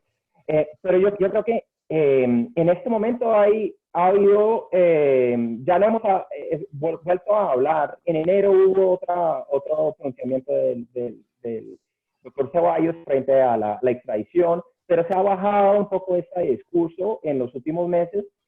Y el papel de los garantes, tanto Noruega como Cuba, ha sido de alguna forma informalmente reconocido de nuevo, aunque por mucho tiempo el gobierno no quería realmente el papel de terceros o otros actores, que fueran Noruega, Cuba, la iglesia, social civil. Yo creo que hay una apertura, un reconocimiento de la importancia de su papel en términos de influenciar y darle un poco más respaldo al sector más favorable dentro del ELN, más favorable a un proceso y unos gestos unilaterales muy importantes y para que eso sea posible. Pero otro aspecto que uno siempre se pierde en los debates alrededor de los protocolos, eso fue un protocolo de ruptura.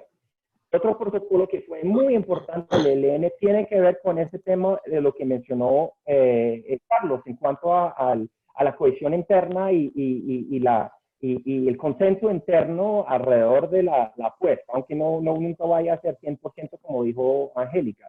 En algún momento el gobierno les pidió que al ELN como otra exigencia o condición para un proceso que el ELN hiciera un congreso nacional, un nuevo congreso, pero con la delegación en La Habana. Y la delegación dijo, pero eso es imposible, tienen que dejarnos aplicar el protocolo de consulta que permitía que ciertos delegados de la delegación podían salir en ese momento era Quito y salían de Quito para encontrarse con los frentes de guerra. Y esto no se ha permitido y la propuesta que lo hicieran por Skype. Y un poco la delegación se rió de la Congreso Nacional en medio de una coyuntura tan compleja, regional, nacional, y que se hiciera una tomada de decisiones por Skype. En ese momento no se hablaba de Zoom. Pero que esto fue como rechazado directamente como una posibilidad de superar ese impedimento de consulta interna. Pero muy difícil sin que haya otros canales más seguros de comunicación. La misma pandemia que está generando que todos nos estemos comunicando por esas vías virtuales podría cambiar un poco la lógica y propiciar quizás más diálogo, intento o por lo menos una lectura de lo que está pasando a nivel regional, y esto podría generar como una prolongación del cese junto a otros impactos, creo que importantes. Pero a la vez la participación pública que ellos siempre han querido no va a ser posible dentro del marco de las cuarentenas que van a ser cíclicas de esta pandemia. Y esto es algo que tenemos que entender. No puede haber un proceso de paz con el ELN sin una participación pública directa, en vivo, físico. Ellos nunca van a contemplar algo para dejar las armas sin que haya estos eventos grandes de participación para la transformación de lo que ellos. Así que la misma pandemia genera, yo creo que muchos retos para que haya un proceso de lo que ellos siempre han soñado. Y así no los veo en un momento para dejar de soñar en esos procesos donde ellos tengan un protagonismo en la transformación de políticas públicas en Colombia. Gracias, Steve. Para terminar un poco esta ronda de comentarios sobre oportunidades, quisiera darle primero la palabra a Luis Eduardo Celis para que nos cuente qué oportunidades en este contexto pueden emerger. Y después me parecería importante escuchar una reflexión quizás más corta, pero no menos importante, de Juan Carlos, basado un poquito en su informe. Entonces, Luis Eduardo, Luchito, por favor.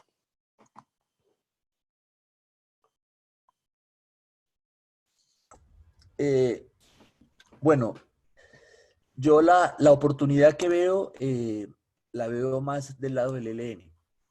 O sea, que el ELN, digámoslo, ver si tiene, digámoslo, esa posibilidad de sintonizarse con la opinión de que hay que buscar caminos de distensión y responsabilidad frente a esta coyuntura de la pandemia.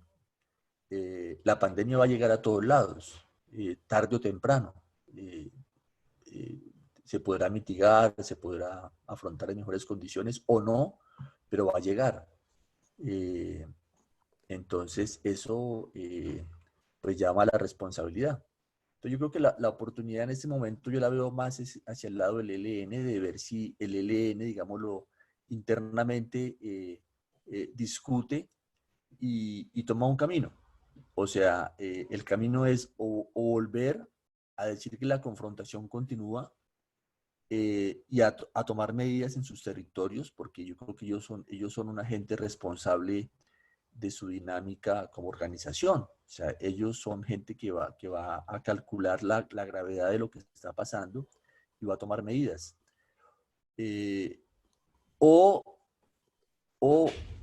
Decide la prórroga del cese unilateral, como muchos se lo hemos estado pidiendo. O sea, que la actitud responsable es la actitud de la prórroga del cese unilateral.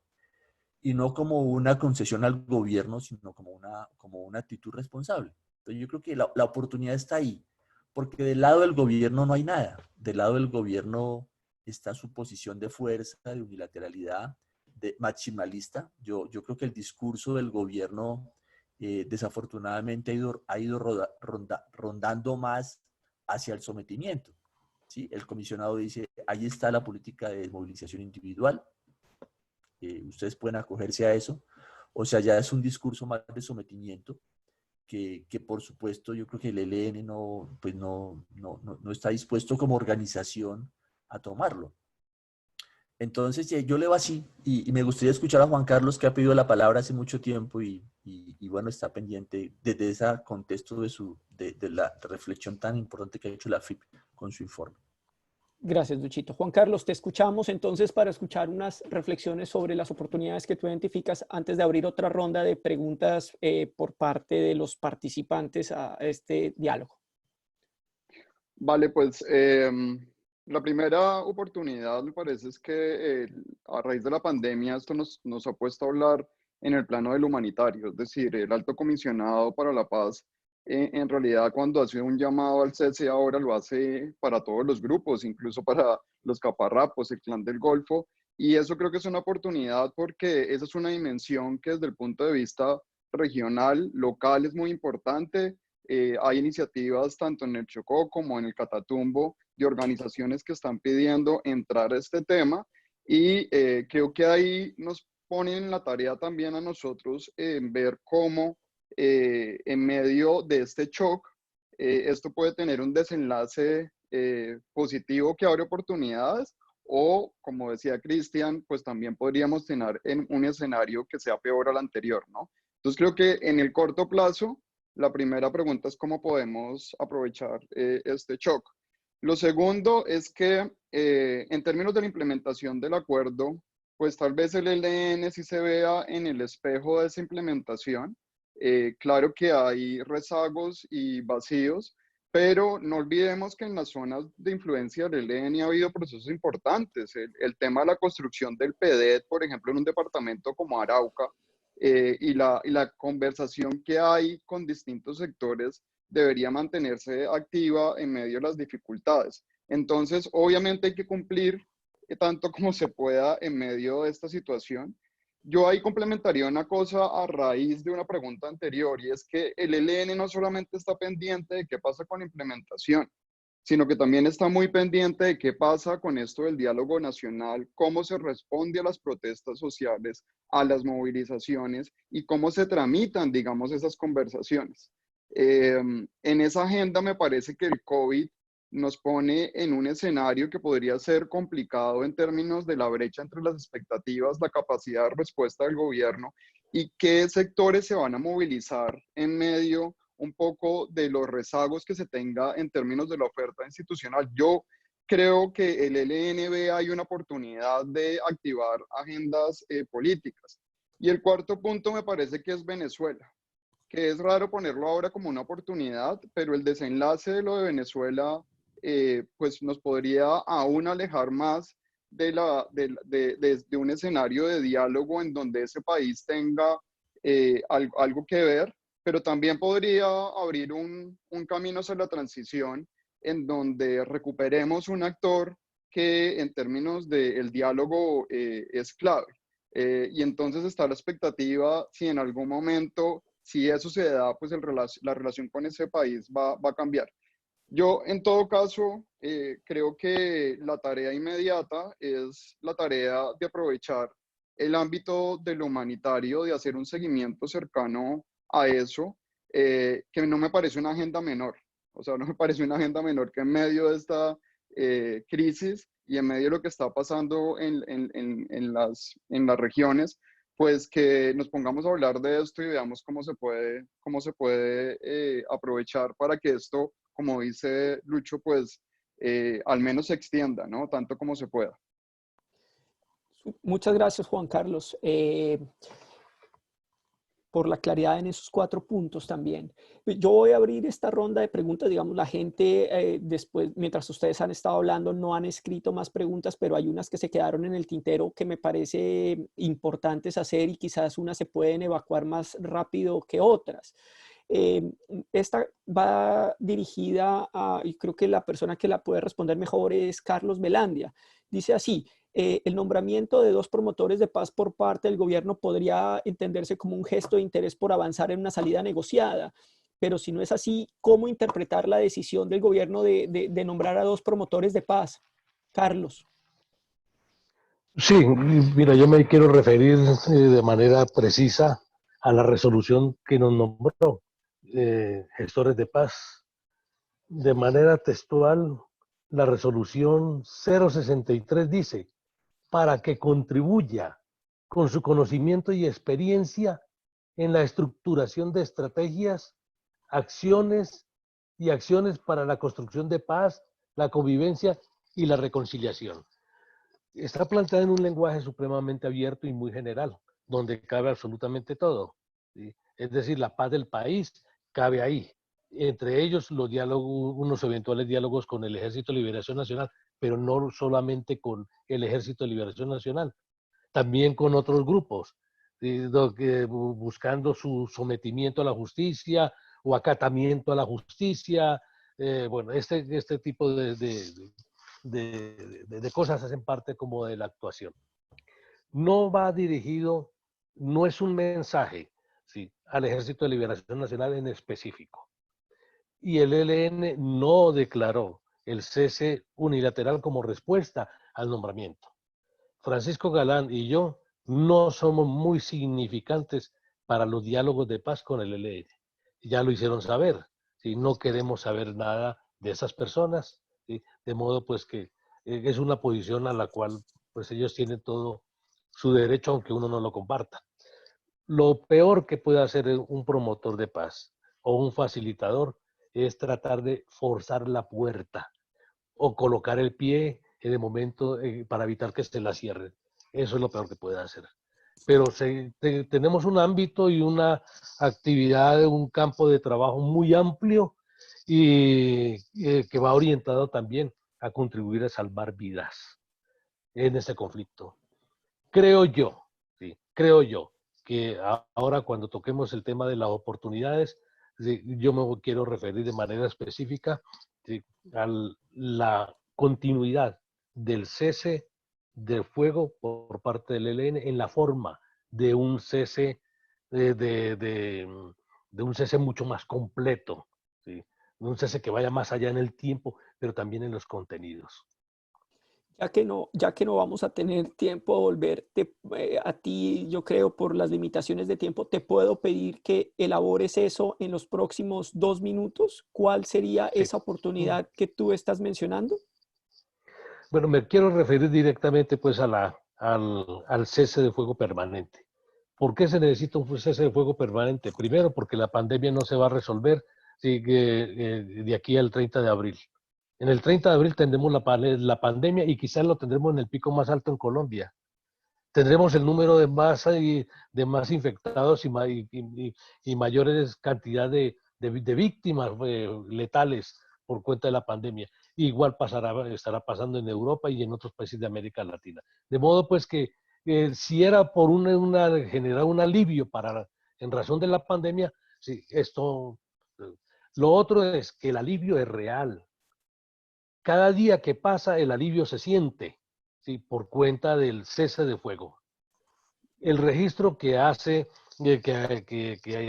CERAC en su monitoreo muestra que se ha tenido un acumulado de alivios. Cuando lleguemos al día 30 de abril, tendremos un acumulado de alivio ostensible que el país no querrá perder, que yo creo que el ELN debe cuidar, que el gobierno ese alivio lo va a valorar mucho mejor, que la comunidad internacional podrá decir: oiga, mire, sí sirvió esos 30 días, no lo perdamos, continúenlo en la forma de un cese más prolongado. Y ese cese puede tener varias características: el de ser permanente, ¿sí?, el de ser indefinido, ¿sí?, o el de ser definitivo. Estos tres acepciones del cese, normalmente donde hay conflictos y se está discutiendo qué tipo de cese se hace, ¿sí?, se convierte en una discusión de fondo muy compleja.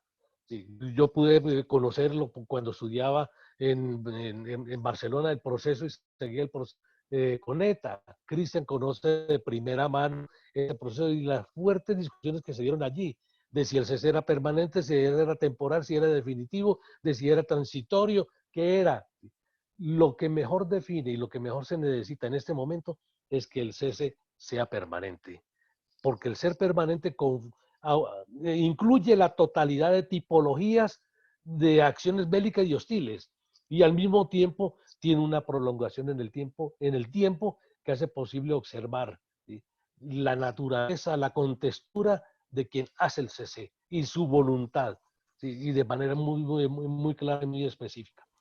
Quería no dejar pasar, ¿sí? Dame un minuto, André, por favor, para hacer una anotación en relación con una observación que hacía Angélica en relación con los disensos. Es cierto, y yo comparto, no se necesita que todo el mundo esté uniformado y todo el mundo esté pensando en una organización exactamente lo mismo.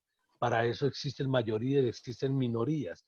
Lo que pasa es que en el ELN, al momento de definir entre quienes están por un diálogo y un no diálogo, estas mayorías han sido definidas de manera exigua. Siempre se va al diálogo con mayorías exiguas, es decir, con un poquito más de la mitad, de la mitad, pero la otra mitad queda con el derecho de seguir pugnando por sus posiciones. Y en el ELN hay una costumbre que se le ha denominado el debate en caliente, y el debate en caliente es el debate con hechos. A esto se le suma la disposición y la posibilidad que tienen las estructuras de desarrollar su iniciativa táctica. Entonces, cuando se está en diálogo, ellos hacen sus acciones, también como una manera de decir, golpeamos al enemigo, pero al mismo tiempo también le estamos diciendo a la otra parte, yo no estoy de acuerdo con el proceso de paz, ¿sí? Y ha pasado, en 1983, cuando secuestraron a Jaime Betancourt Cuartas, con Samper, cuando mataron a Cristo Sayún y le hicieron el atentado a Iragorri Ormaza, luego cuando los atentados, los secuestros masivos, ¿sí?, y finalmente ahora parte de ese debate en caliente tenemos, ¿sí?, la acción del 17 de enero contra la Escuela General Santander.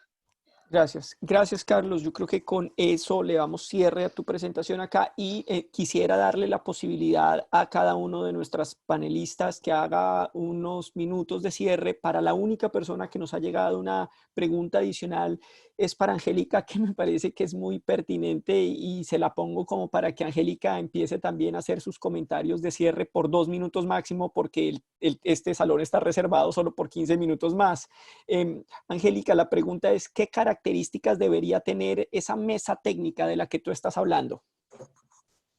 Gracias al iPad de Alejandra por esa pregunta tan interesante. Obviamente, una negociación de paz es un proceso político, que significa que no es un departamento de planeación. Es decir, hay un montón de cosas técnicas que no se pueden hacer y un montón de consideraciones políticas que hay que tomar en cuenta. Pero eso no obsta para prepararse muy bien. Insisto mucho en calificar equipos, en explorar diferentes fuentes de información, en poner en diálogo las instituciones relevantes, tanto políticas como militares, como de la sociedad civil, y un ejercicio muy cuidadoso de ir cultivando lazos hacia los principales actores que son parte de los grupos enfrentados, pero que también forman parte de ese anillo que debe apoyar la negociación. Sí es verdad, el ELN y las FARC son organizaciones muy distintas, pero al fin y al cabo los procesos también lo fueron, y eso creo que es lo más importante para mí señalarlo, digamos. El proceso con las FARC fue largamente preparado, fue largamente estudiado, y no vi algo remotamente parecido en el caso del proceso con el ELN. Y creo, digamos, entiendo las miles de razones por las cuales eso tenía que salir cómo salió. Pero creo que también hubo una oportunidad perdida en ese momento de preparar al Estado y a la sociedad de mejor manera para esta negociación. En ese sentido, creo que uno de los grandes déficits que hay que superar de cara a una eventual nueva negociación futura es reparar esa falla con esa mesa que considero técnica, mesa o grupo o lo que sea, pero un grupo conformado por funcionarios estatales involucrados en el tema que incluyan miembros de las Fuerzas Armadas y de la policía, actores de la sociedad civil que conozcan el tema y que se interesen por él y que les importe que salga adelante, actores políticos que puedan, y eso incluye desde congresistas hasta cortes, y otros que seguramente se me escapan en este momento, para que, insisto, se desarrolle lo que yo llamo un sistema de negociación en el cual se hayan explorado las diferentes posibilidades, posibles escenarios, posibles resultados de cada uno de esos. Yo creo que andar solo a punta de voluntad o invocando cartas de gente que está interesada en apoyar el proceso no es la manera de plantear una negociación y ciertamente no de concluir un proceso de paz. Muchas gracias, Angélica. Steve, te pido que hagas unas reflexiones finales de máximo 2 minutos, por favor. Sí, muchas gracias. Yo quisiera solo tocar el tema de la política exterior hacia Venezuela, de Colombia, de Estados Unidos, y dónde se ubicaba el ELN en eso. Yo creo que para los que sí siempre querían mantener la puerta abierta a una intervención de varias formas en Venezuela, que el ELN jugara un papel supremamente importante como una justificación, y justamente obviamente el ataque a la escuela de cadetes de 2019, enero de 2019, daba como este pulso. Cuando el presidente Duque fue a Naciones Unidas en septiembre del año pasado, él se refirió al ELN como el Al-Qaeda dentro de Afganistán, liderado por el Talibán. Había ese discurso de pintar el ELN en esa índole como justificación eventual sin necesitar. Yo creo que en medio de la pandemia ahorita, a pesar de esa operación naval declarada por Estados Unidos, no hay ninguna posibilidad de que haya una intervención militar en Venezuela de aquí al final de la administración Trump. Entonces, este discurso de utilizar el ELN como justificación, dejar siempre al lado del ELN como esta justificación, ya se va a perder. Yo creo que en términos políticos, en términos humanitarios, el ejército colombiano está mucho más interesado en ayudar a los productores agrícolas. En este momento van a estar en labores humanitarias, seguridad urbana. Exactamente antes de las elecciones, eso sería fatal, alguna duda de esta forma en los debates domésticos. Así que yo creo que esto es algo muy importante para destacar, que nos generaría aciertos, no de pronto totalmente optimismo, pero cambiaría un poco la dinámica. Podemos descartar definitivamente el ELN en un panorama de intervención militar en Venezuela. Muchas gracias, Steve. Luis Eduardo Celis, ¿nos colaboras con 2 minutos máximo de reflexiones finales, por favor? No, nuevamente agradecerte a ti, Andrei, por el trabajo, a todos los colegas que siguen ese tema. Yo solamente quiero hacer énfasis en un tema que ha planteado Angélica, y es preparar esta negociación. Yo creo que realmente se requiere, digámoslo, una comprensión de dónde están las dificultades y dónde podrían estar, digámoslo, las posibilidades de resolución. O sea, nosotros no estamos en el mundo de la política, nosotros estamos en el mundo del análisis. Entonces, por ejemplo, en esa medida lo que ha hecho la FIP es un gran trabajo, y yo creo que en el informe de la FIP se habla de construir una ruta de resolución. De pronto no recuerdo bien la expresión, pero sí como una ruta de cómo se puede resolver esto. Y Angélica ha insistido en preparar la negociación. Entonces yo creo que mi llamado es, sigamos en este esfuerzo, sigamos en esta idea de que esto no está resuelto y que a nosotros nos compete también ayudar a colocar en la sociedad colombiana y en la comunidad internacional unas valoraciones de cómo resolver esto. O sea, esto no lo vamos a resolver nosotros, esto es un tema de resolverlo los actores que están en el conflicto con una dinámica de sociedad. Entonces yo insisto aquí en mis 3 mensajes, yo creo que se requiere un gobierno dispuesto a resolver esto, este gobierno no es ese gobierno, se requiere un ELN dispuesto a transitar el camino de la negociación, que aún no lo ha definido, y tercero, se requiere una dinámica de sociedad. Por lo menos esas son mis 3 consideraciones de lo que yo creo que de lo que hay que echarle cabeza, de cómo vamos a trabajar esto, pero ahí también se requiere, digámoslo, desde nuestra orilla, posibilidades de colocar análisis e información de dónde están digámoslo, los nudos a resolver. Y nuevamente, pues agradecerte a ti, Andrea, y a todos los colegas. Me encanta ver a tantas caras amigas. Saludar a Carlos aquí públicamente. Nuevamente te contamos a ti en libertad, que es una gran noticia. Y este es un reto que no está resuelto. Gracias, y los Luchito. invito a que escuchemos a Pablo Beltrán en 7 minutos. Gracias, Luchito. Y de paso te agradezco porque tú fuiste uno de los grandes impulsores de esta idea. Quisiera ahora pedirle a Annette Hitler que por favor nos resuma en máximo 2 minutos sus reflexiones finales. Gracias. Pues sí, yo quería retomar los puntos iniciales y ver cuáles son las oportunidades. Primero, con respecto a la situación en la frontera, la situación humanitaria. Pues el cierre de fronteras significa que también las trochas se volvieron cada vez más importantes. Antes ya hubo abusos o explotación sexual, trata de personas. Ahora hay que analizar cómo el cese influye a esa dinámica, dado que el ELN tiene presencia en los 2 lados. Entonces yo veo una oportunidad incluso a que el mismo ELN podría ayudar a hacer un llamado también a otros actores armados a hacer lo mismo, a parar las acciones violentas en esa situación, dado la influencia que tiene en ese espacio transfronterizo. El segundo punto, con respecto a la economía ilícita, que también mencioné al principio, paran ahora los combates, pero también sabemos todos que no paran las actividades de la economía ilícita. Y de hecho, a nivel global, sabemos que las organizaciones criminales se aprovechan de la crisis de la pandemia en este respecto.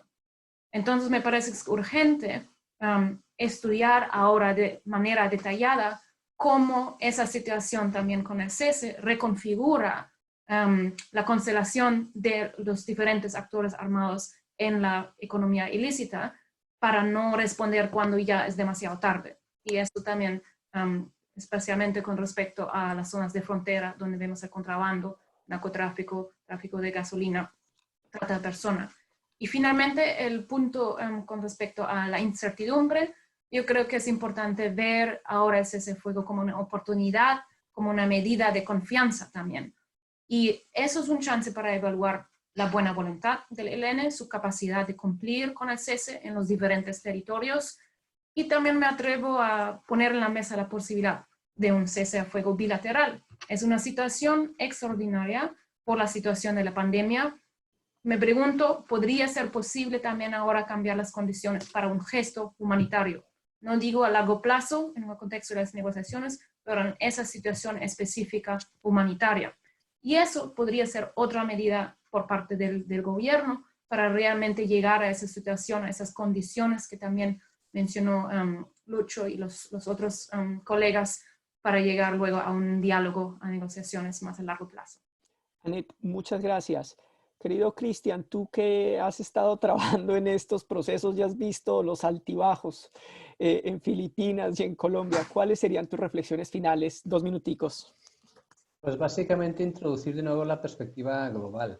No sabemos en estos momentos el impacto que vaya a tener la pandemia en el mundo, pero sí que hay discusiones muy serias sobre que cuando salgamos del confinamiento, ¿qué quiere decir volver a la normalidad? Y sí que se percibe una batalla ideológica a nivel global entre aquellos que van a querer aprovechar la oportunidad para medidas más autoritarias y aquellos que entienden que precisamente porque el virus no conoce ni de fronteras ni de ideologías, lo que necesitamos es reforzar la capacidad global de cooperación y de actividades multilaterales.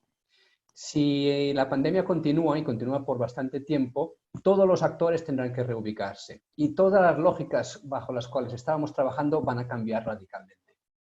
Y van a aparecer nuevas oportunidades. Y tanto el gobierno como el ELN, como la sociedad civil, como todos los países en el mundo, tendrán que ver si ellos quieren ser parte de esta nueva oportunidad y ubicar su espacio en esa nueva ventana de oportunidad que se está abriendo, o seguir en lo que hemos hecho siempre. Insisto, depende de la magnitud de la pandemia, pero si toma la magnitud que parece que está tomando, todos los cálculos que estamos haciendo en estos momentos probablemente nos tendremos que repensar, y eso no necesariamente es malo, porque, insisto, habrá nuevas oportunidades y entonces habrá que tener canales de comunicación, muy de acuerdo con Angélica, también con el ELN, para poder pensar colectivamente, bueno, ¿y qué nos está diciendo el mundo? ¿Qué oportunidades tenemos ahora? ¿Dónde nos ubicamos? ¿Cómo nos convertimos todos en parte de la solución y no del problema?